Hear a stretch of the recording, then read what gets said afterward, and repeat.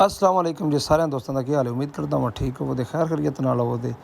इरफान साहब ने ट्रैक्टर कढ़िया तेल पानी पूरा करके ते चला जमीन वाहन ते जमीन वाह के बेले जाना है।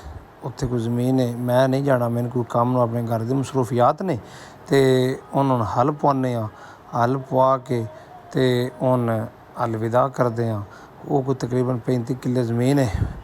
तो मैं उन्हें आख्या भी चलो 2 दिन वगदी है, 1 दिन वगदी आ, हुण सी ला छड़ ते वो आ ट्रैक्टर थल्ले वो हल पई है, ट्रैक्टर थल्ले आके हल पा के ते वो जमीन वाहन चला है। उस तो बाद साडी मसरूफियात ये सी कि असीं समान सारा घर दा बाहर कढ़दे पे उसामा साहब ने, थल्ले आसन साहब ने ते नाल ही साडे चौधरी दूसरा सारा समान हुण बैड खोलते पे हैं, सारियां बारियां हर चीज़ खोल के बाहर रखूँ तो क्योंकि इनकी करनी है सफाई, थोड़ा बड़ा कम कमरे का होने वाला है, वो करवाना है। 1 घंटे का काम मिस्त्री का।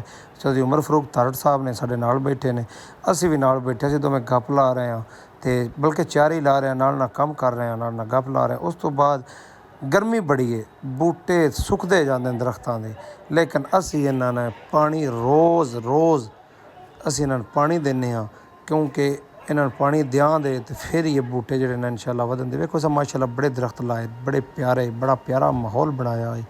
जिन्हें साढ़े चैनल सबसक्राइब नहीं किया, फॉलो नहीं किया यार, जल्दी जल्दी कर लिया करो यार। केड़ा तुहाडा टेल लगता है, अगर तुम लाइक फॉलो करो तो साड़ी हौसला अफजाई होगी। ठीक है, असीं तुहानूं नवीं तो नवीं वीडियो, अच्छी तो प्यारी वीडियो नाल लैके आवांगे। ठीक है, तो जैसा कि तुसीं जाणदे हो असीं लाना सी मिस्त्री, कद मुकम्मल हो गई है तो जिहड़ा थोड़ा जिहा काम सी ते उस तो बाद मिस्त्री पूरी दिहाड़ी किहड़ा काम किया। थोड़ा जिहा उन्हें एक धार लाई है दरवाजे दे नाल, सिर्फ इक्को धार वेंदे हो। उस तो बाद उन्हें दरवाज़ा जो अगे कढ़िया सी उन्हें बंद किया, अगे 4 इंच ना बंद सी, बाकी फिर उन्हें लाक प्लस्तर किया।